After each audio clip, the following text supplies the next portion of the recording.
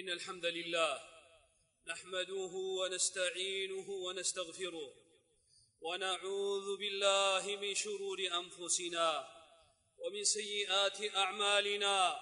من يهده الله فلا مضل له ومن يضلل فلا هادي له، وأشهد أن لا إله إلا الله وحده لا شريك له، وأشهد أن محمدًا عبده ورسوله.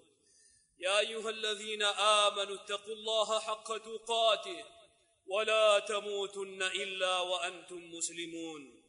يا أيها الناس اتقوا ربكم الذي خلقكم من نفس واحدة وخلق منها زوجها وبث منهما رجالا كثيرا ونساء، واتقوا الله الذي تساءلون به والأرحام إن الله كان عليكم رقيبا. يا أيها الذين آمنوا اتقوا الله وقولوا قولا سديدا يصلح لكم أعمالكم ويغفر لكم ذنوبكم، ومن يطع الله ورسوله فقد فاز فوزا عظيما. أما بعد، فإن خير الكلام كلام الله، وخير الهدي هدي محمد صلى الله عليه وسلم، وشر الأمور محدثاتها، وكل محدثة بدعة، وكل بدعة ضلالة، وكل ضلالة في النار. ثم أما بعد، معاشر الشباب، من استطاع منكم الباءة فليتزوج، فإنه أغض للبصر وأحصن للفرج، ومن لم يستطع فعليه بالصوم فإنه له وجاء. شباب المسلمين، شباب الأمة، شباب المسلمين، عليكم بالنكاح، تجنبوا السفاح، يورثكم الله السلامة والفلاح. تسلمون من الرذاء، تسلمون من البلاء، تسلمون من الخناء، تسلمون من الزنا، تقضون به أوطاركم، تنشرح صدوركم، تسر قلوبكم، يكون ذلك صدقة عليكم من ربكم. أو يقضي أحدنا شهوته ويكون له فيها أجر؟ قال: أرأيت من وضعها في الحرام أو يكون عليه وزر؟ قالوا: نعم. قال: كذلك إن وضعها في الحلال فإن له بها أجر. انكحوا الأيام منكم والصالحين من عبادكم وإمائكم، انكحوا ما طاب لكم من النساء، فإن في النكاح صون لأعراضكم وغض لأبصاركم وحفظ لأديانكم وإيمانكم. إن فيه صلاح لهذه الأمة ودرء للفتن المدلهمة. تكاثروا أمة محمد، تكاثروا، فإن رسول الله صلى الله عليه وسلم مفاخر بكم الأمم يوم القيامة، تأتون وأنتم يومئذ سواد عظيم. ذكر الله النكاح فتكرر في الكتاب ذكره، ورسخ في أذهان الطيبين أمره. يقول سبحانه: ولقد أرسلنا رسلا من قبلك وجعلنا لهم أزواجا وذرية. ويقول سبحانه: والله جعل لكم من أنفسكم أزواجا وجعل لكم من أزواجكم بنين وحفدا ورزقكم من الطيبات، أفبالباطل يؤمنون وبنعمة الله هم يكفرون. فالذي جعل لكم من أنفسكم أزواجا هو الله الذي لا إله سواه، والذي جعل لكم من أزواجكم بنين هو الله الذي لا خالق سواه، والذي تكفل برزقكم ورزقهم ورزق من سواكم هو الله الذي لا رازق سواه. جعل النكاح آية من آياته، فقال عز من قائل: ومن آياته أن خلق لكم من أنفسكم أزواجا لتسكنوا إليها وجعل بينكم مودة ورحمة إن في ذلك لآيات لقوم يتفكرون. وقال سبحانه: فاطر السماوات والأرض جعل لكم من أنفسكم أزواجا ومن الأنعام أزواجا. وقال سبحانه: فانكحوا ما طاب لكم من النساء مثنى وثلاث ورباع، فإن خفتم ألا تعدلوا فواحدة أو ما ملكت أيمانكم ذلك أدنى ألا تعولوا. وقال سبحانه: وانكحوا الأيام منكم والصالحين من عبادكم وإمائكم إن يكونوا فقراء يغنهم الله من فضله والله واسع عليم. معاشر الآباء، اتقوا الله، راقبوا الله، اتقوا الله، راقبوا الله، ولا تكونوا عقبة كأداء في وجوه أبنائكم.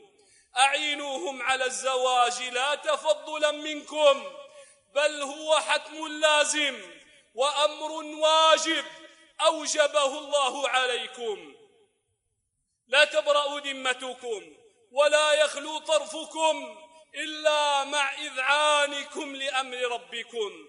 عجبا لك أيها الوالي الكريم، يستعين بك في لدة كبدك وثمرة فؤادك على أمر يتم له به دينه، يصان به عرضه، تحفظ له مكانته، فترده خاسئا خائبا.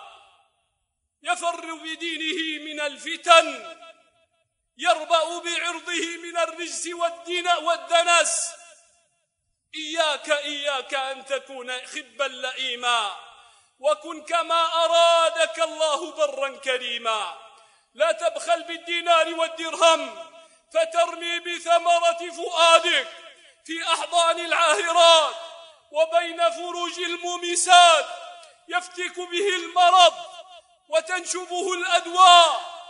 تندمن يوم لا ينفع الندم، حينها لو سخرت لك خزائن الدنيا وكنوز قسرى وقيصر ما ساوت عندك قلامة ظفره. وأشد من ذلك وأفظع من ذلك يوم أن يسألك الله عن أمانة أودعتها فلم تحفظها، وعن رعية استرعيتها فلم ترقبها، فهل ينجيك المال والدور أم هل ينفعك الجاه والقصور؟ يوم ينفخ في الصور وتبعثر القبور ويعلم الله ما في الصدور، فيفرح الناس وما أنت إلا في ثبور. يأتيك المرضي دينا وخلقا طالبا يد ابنتك قد رضى ورضيت، فترده لا لشيء إلا لأنك استبدلت دنيا بأخرى، عاوضت ما يفنى بما يبقى، بدلت الذي هو أدنى بالذي هو خير. شرعا تسقط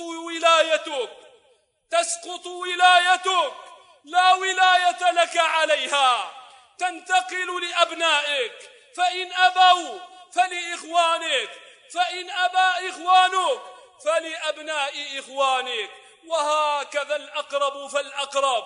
إن تكرر ذلك منك ثلاثا صرت عند بعض العلماء فاجرا فاسقا، لا تقبل شهادتك ولا تصح إمامتك.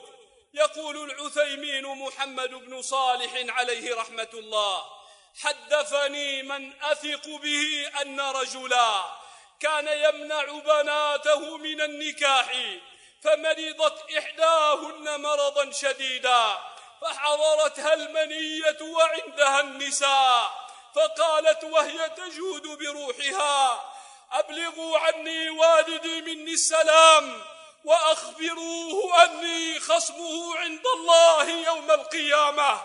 والله إنها لكلمة عظيمة، أقرب الناس إليك يخاصمك عند الله يوم القيامة، أقرب الناس إليك خصيمك عند الله. إلى ديان يوم الدين نمضي، وعند الله تجتمع الخصوم. إن السعيد له في غيره عبر، وفي الحوادث تحكيم ومعتبر. أقول ما تسمعون وأستغفر الله لي ولكم فاستغفروه إنه هو الغفور الرحيم.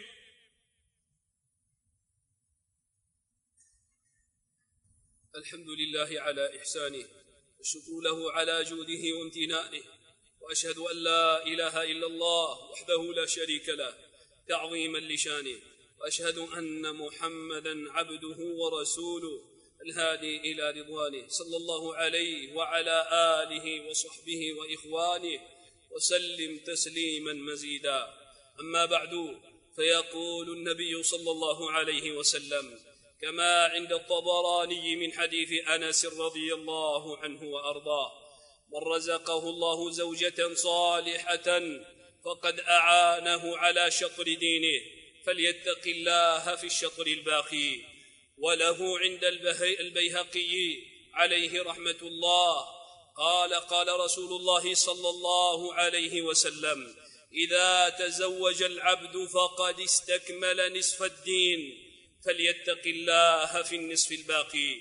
وفي سنن الترمذي عن ثوبان رضي الله عنه وأرضاه قال: كنا مع النبي صلى الله عليه وسلم في بعض أسفاره فقالوا له: أي المال خير فنتخذه؟ قال: لسان شاكر، وقلب ذاكر، وزوجة مؤمنة تعينه على إيمانه. وجاء في البخاري عن أنس رضي الله عنه قال: جاء رهط إلى بيوت أزواج النبي صلى الله عليه وسلم يسألون عن عبادته، فلما أخبروا كأنهم تقالوها، فقالوا: أين نحن من رسول الله صلى الله عليه وسلم وقد غفر له ما تقدم من ذنبه وما تأخر؟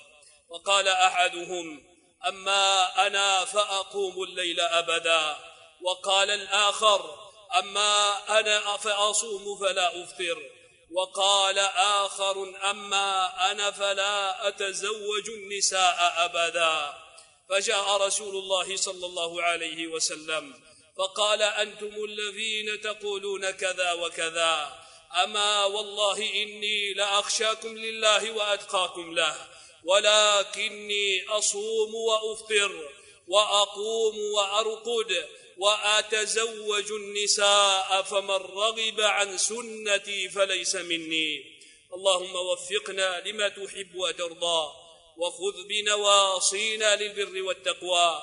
اللهم اغفر لنا ولوالدينا، اللهم اغفر لنا ولوالدينا، اللهم اغفر لنا ولوالدينا، اللهم اغفر لنا ولوالدينا ولمشايخنا ولمن له حق علينا. اللهم صل على محمد وعلى آل محمد كما صليت على إبراهيم وعلى آل إبراهيم إنك حميد مجيد، وبارك على محمد وعلى آل محمد كما باركت على إبراهيم وعلى آل إبراهيم إنك حميد مجيد.